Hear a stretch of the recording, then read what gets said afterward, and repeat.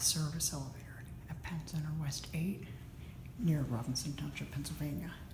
This one's also a Thyssen Dover Oildraulic elevator thin post fixture installed in the late 90s, early 2000s.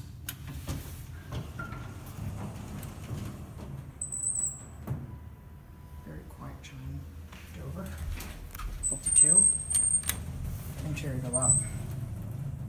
Marshall installed this, of course.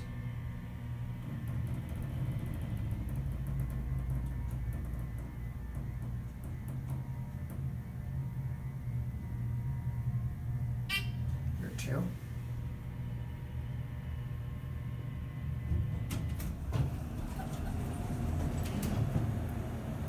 Want a snack or a drink? We'll go back down to 1. ADA phone, Dover. Ooh, that could probably be hooked on. Oh, and that socket's unhooked.